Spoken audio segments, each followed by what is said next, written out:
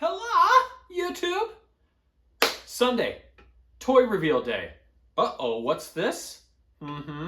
So, when I first started my G1 Transformers marathon of unboxings 2 months ago or whatever it is, around that time, I mentioned there might be a few curveballs thrown in here and there, and this is one of the curveballs. We got some G.I. Joe classified guys to bring in today. We got 5 characters. We may have more down the road. You never know. There's more. And there may be a few other types of curveballs along the way as well. But for today, we got G.I. Joe classified, and they are all on the G.I. Joe side of things. I've started with, I don't want to say my least favorite characters, because there's not a G.I. Joe character that I don't like, whether it's on the Joe side or the Cobra side. But there are, obviously, as with everybody, you always have your preferences of who's your favorites and who's among your not so favorite, right? Even though you still love them, there's definitely a pecking order. So I've started with the guys on the lower end of my liking spectrum. So I'm going to ramp up to the ones that I like the most, some of my favorite guys. So today we have 5 characters. First up, Leatherneck.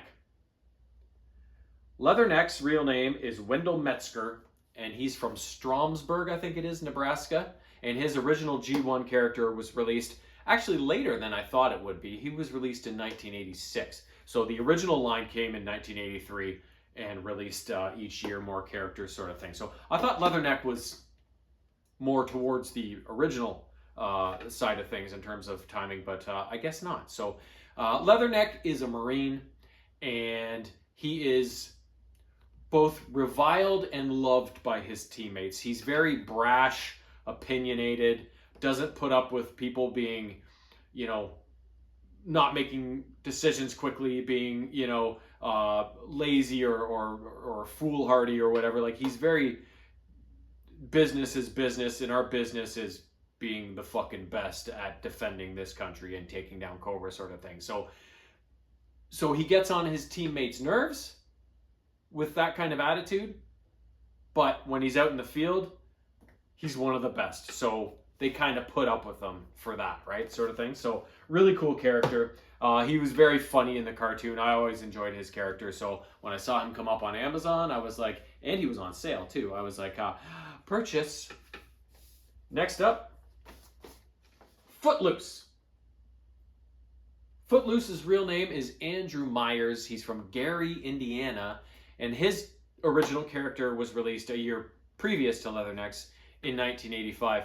Now, Footloose was both a very smart and athletic kid growing up. He was, high school valedictorian. He was a star on the track team. He got a free ride scholarship to a local college, but then suddenly people said he started acting weird, and then he dropped off the face of the earth. 3 years later, emerged as an enlisted soldier in the army, sort of thing. So then he eventually joined the G.I. Joe team, and although he still acts kind of funny, it's like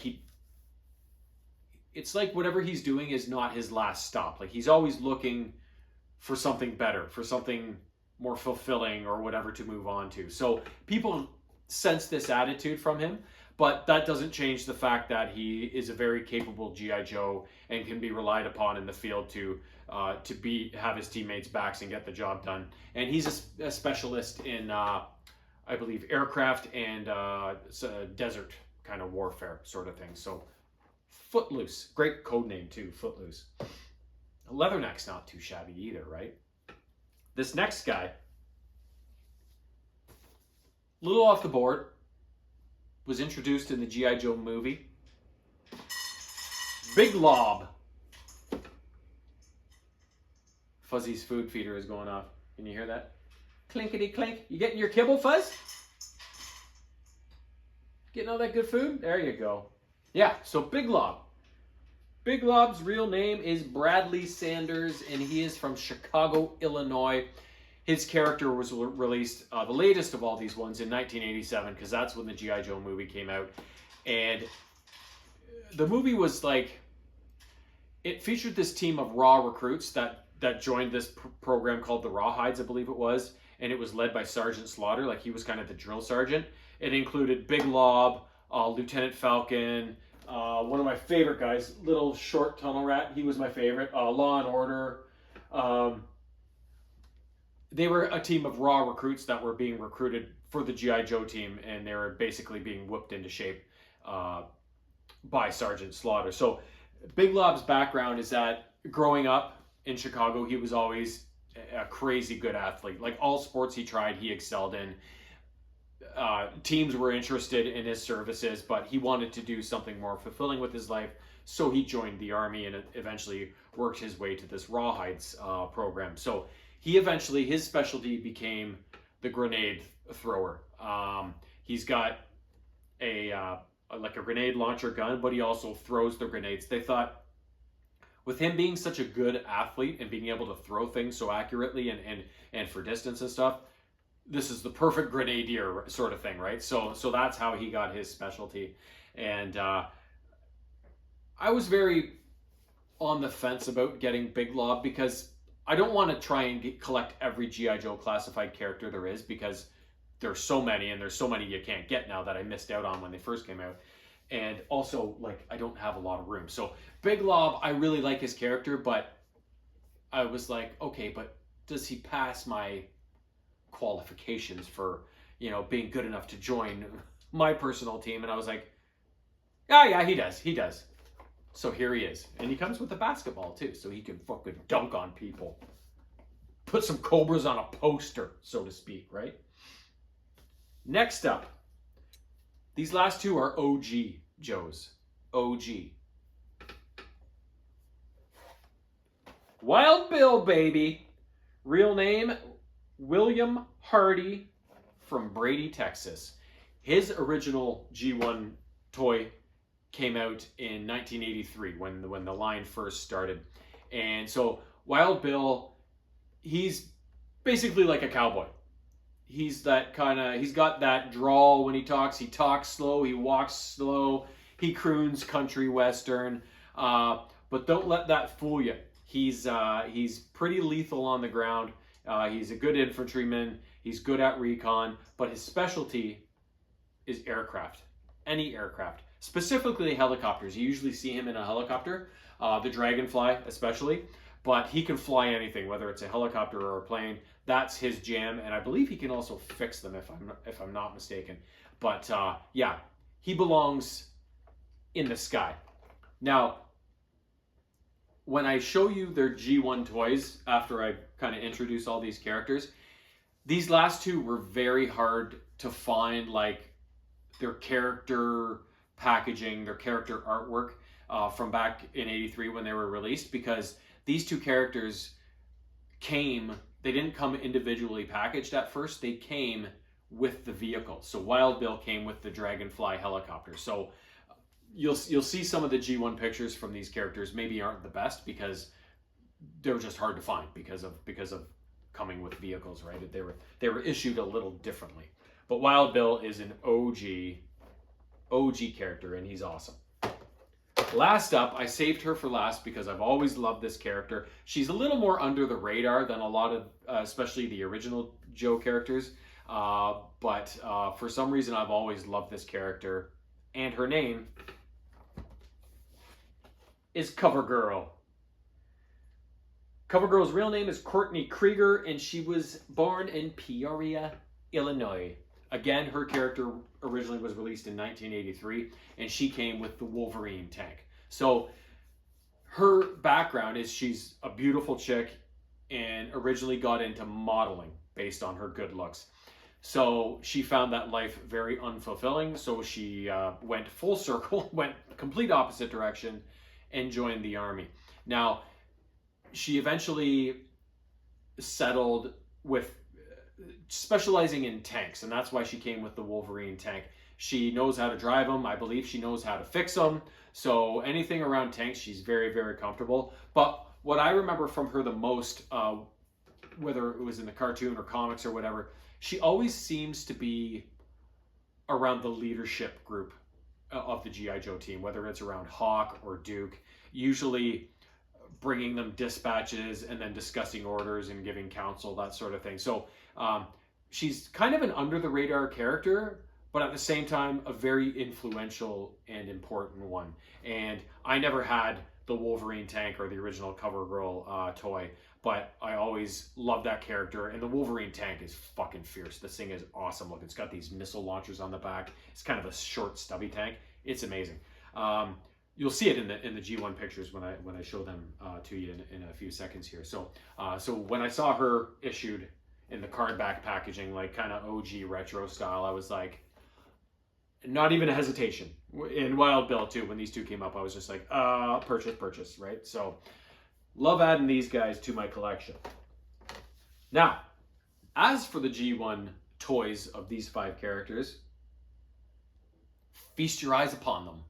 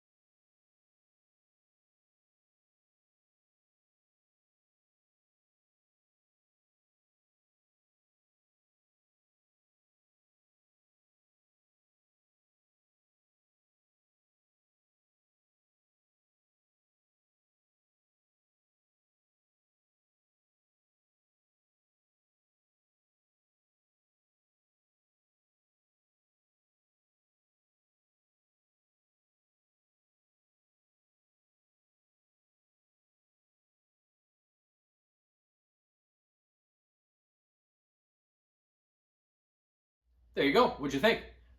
A little more basic back in the 80s than they are in the G.I. Joe classified style they're doing now, right? Like so much bigger, so much more detailed, so much more posable. But that being said, as a kid in the 80s, the pinnacle of toy making was Transformers and G.I. Joe.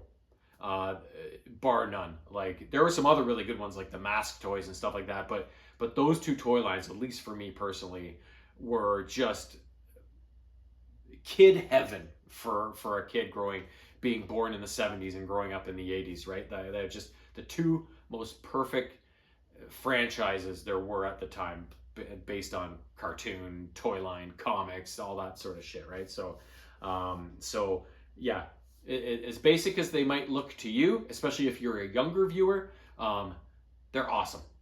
Just take my word for it. So you've seen the G1. I've unveiled these classified to you.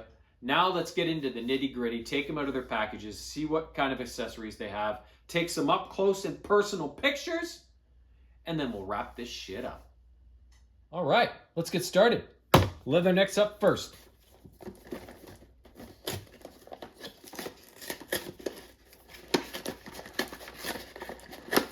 Wow.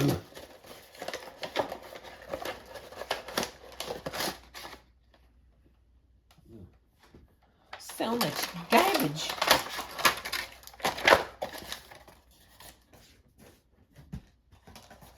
Okay, so we got some little plastic pieces. There we go. So Leatherneck comes with,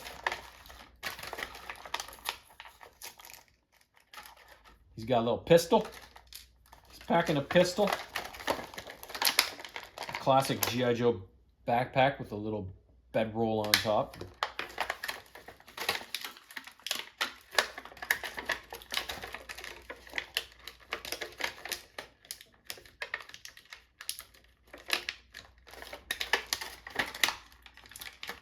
Oh man, this thing's, there's not one exposed part of this knife. It's all under tape.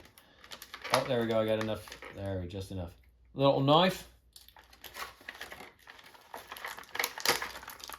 A big whoopah machine gun. Looks like it might have a grenade launcher on the bottom too, something like that. Oh, little ammo clip to go with it. And then he's got options for fists. And these ones make fists. You can just go bare knuckle boxing with Leatherneck. There we go. There's the man. There's the big man. Oh shit, he's got glasses too. Oh, I'm glad I didn't. Just the way the light was shining, I couldn't see them.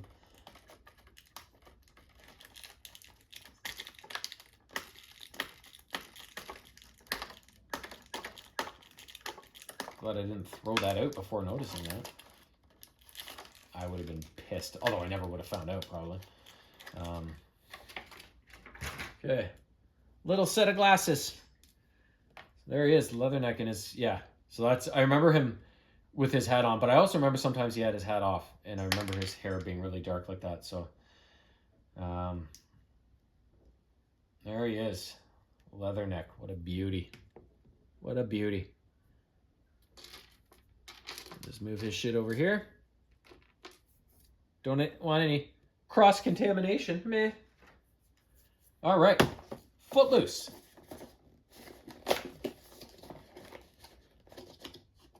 Yeah, there's so many cool characters in this show. Like, the roster of characters is truly fucking ridiculous. There's so many characters.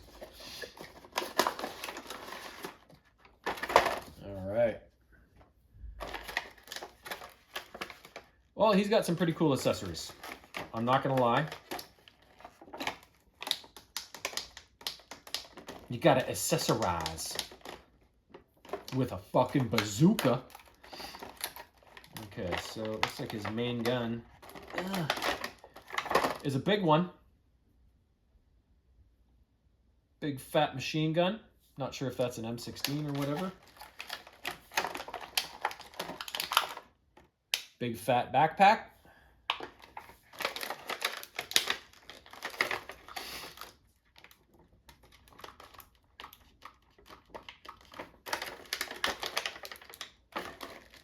Another knife that's completely taped in.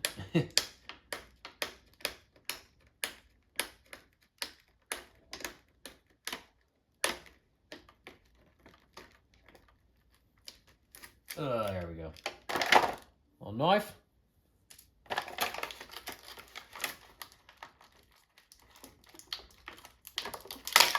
Holy shit. Okay, there's some tape. He's got a little pistol. He's got a really cool helmet. It's like got all the like swampy looking shit on it for camouflage. And then he's got whatever, I don't know if that's a light or a motion tracker or something. He's got a little microphone. Really cool helmet. Oh god.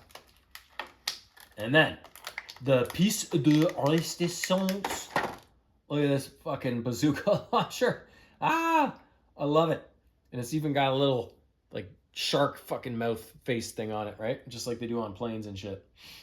This is pretty sick. I'm obviously going to have him with the bazooka when I put him on my shelf.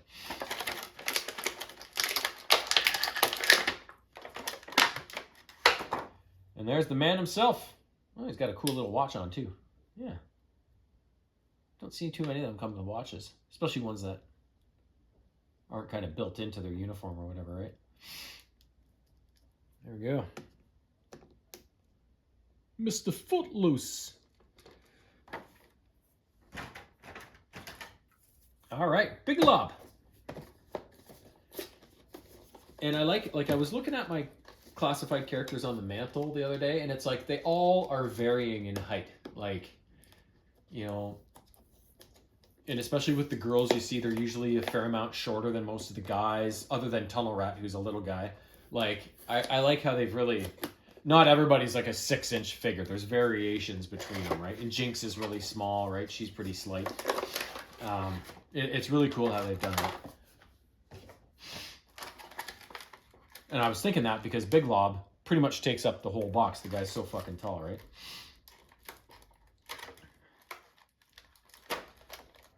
Pistol.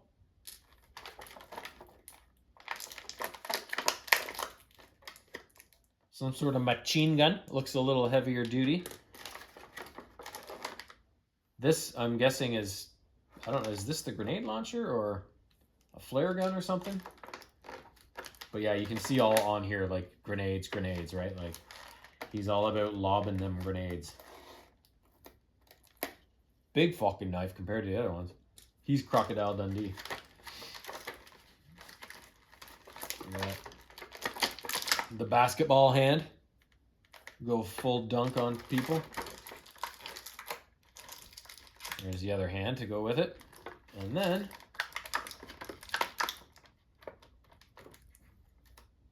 it's a little wee grenade. And then the not so wee big lob. Now, let's stand him up here and see. Yeah, like see how much taller he is than Footloose and Leatherneck? He's massive. Oh, it looks like he's got, like it looks like Converse shoes, but it's the G.I. Joe logo. Look at that. Yeah, he's massive. So that's cool. That's a really cool feature that they have the actual relative heights, right? Onwards to Wild Bill.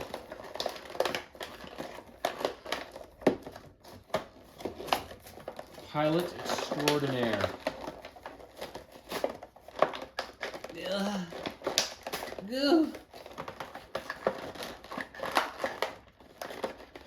Holy fuck.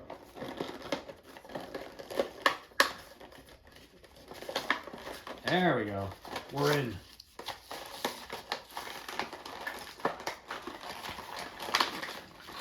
Oh. What a debacle.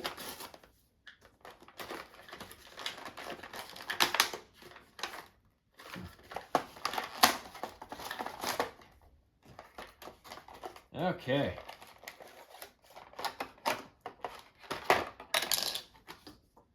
And of course, another feature I love from these retro card back ones is they come with a little stand to help them stand. Wild Bill, not a ton of accessories.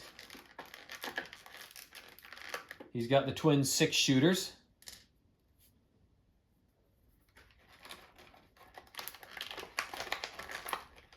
Boom.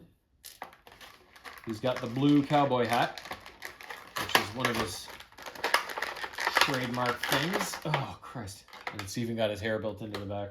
And then he's got a knife.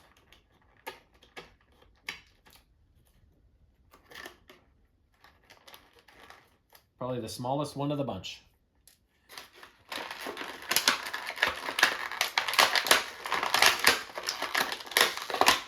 Oh.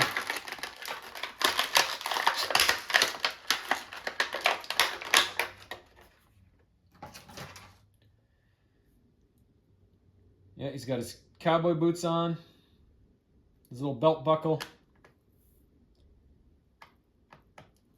There you go. And he's one hell of a ginger too, eh? Look at that orange hair. Beauty. Wild Bill in the house. Now we finish with arguably my favorite of the whole bunch. Cover Girl. Clever girl. Yeah. Oh.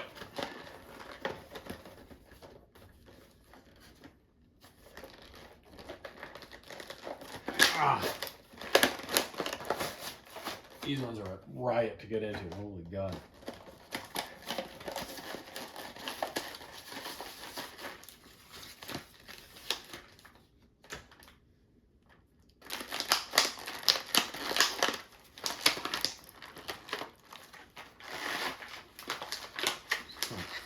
Separate this paper from the plastic so I can recycle properly, but that one doesn't want to give. Oh, my hand fell out. Okay, so she's got a little stand. Y'all know I like that shit. We just talked about that. So she's got a couple of fists. Little tiny ones compared to the other, especially big lobs. Whoa. She's got a really cool gun. I really like that one.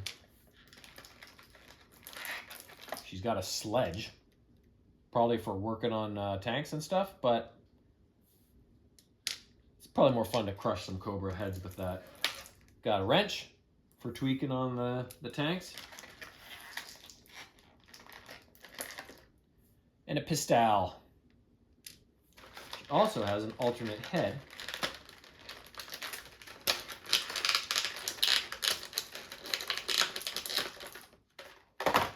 That has a hat on it.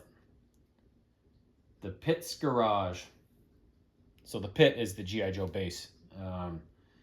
So she's obviously working on the tanks in the pit and calling it her garage.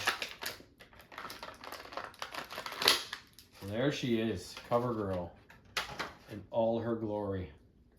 So glad to finally add her.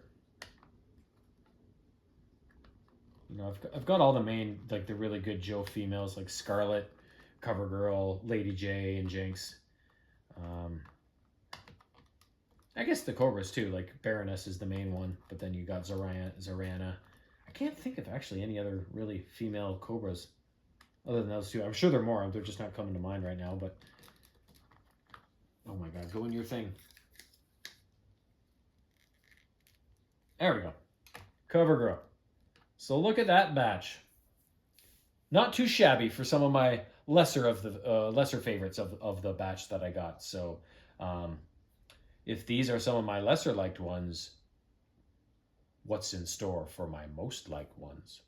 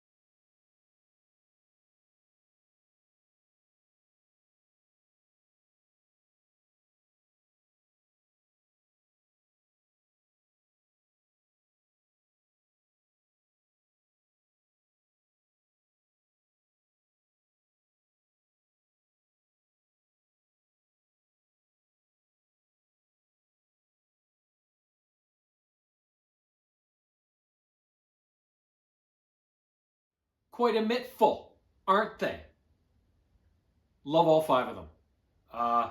Once again, when we were opening them up, you know, you go through the accessories, you see every little thing they come with, all the little details on their clothes. Like so much thought goes into designing these characters and keeping them as true to the original cartoon series as possible, right? I am excited about all 5 of these characters. My favorite one by far is Cover Girl, just because I liked her character so much from the cartoon and the comics and everything. And I really like the accessories that she comes with. Not only did she come with like machine gun and a pistol and stuff and a knife, but she's got a sledgehammer and a wrench and her additional head with like the mechanic's hat on, which kind of showcased the 2 sides of her personalities within the pit and within the, wow, big lump, within the Joe team, right? I really like Footloose as well. That helmet is so sick. I couldn't have him without the helmet on. And him pulling his knife out of his sheath and stuff. He is such a cool looking character. Leatherneck looks so like the cartoon. It's crazy. He's a really cool looking character. Wild Bill was probably the one I was the least happy with. For 2 reasons. He didn't come with a lot of accessories. And also, he's just so green. There's not even any like little bits of like black or silver or whatever on his arms or on his legs. Like he's just all green and brown for the most part, other than like his blue hat and then his flesh and his ginger hair sort of thing, right? So I felt that he kind of had the least amount of effort or detail put into his character. I still love it, you know. And back in the day when those initial Joes were released in 1983, a lot of them were very just a lot of green with little bits of brown in them, right? Like they were a lot more basic than Joes that came out in subsequent years throughout the rest of the series, right? So that's not altogether untrue, but I kind of felt like they could have done better with Wild Bill. And then of course Big Lob, who just hit the ground. Ah, his knife fell out. He was kind of the little bit of the little punch of color in that group, because this group of characters is a lot of greens and browns with that kind of whole military fatigue aspect of it. But Big Lob is a little different. He's got the tank top on, bright red with the number and his name on the back. He's different colored person than the rest of them too, right? So he's a very and then the Converse type shoes, like very different character from the other four. So he was kind of the little splash of color amongst the sea of army greens and browns, right? So, but anyways, a real fun batch of 5 characters we just unboxed. It's only going to get better from here. And within the batch of characters that I have left loaded upstairs ready to go, there may be some curveballs within the curveballs, so to speak. So stay tuned in the coming weeks and months to find out just what the hell I'm talking about. Love these 5. Hope you guys loved them too. Have a great week coming up. See you soon. Peace.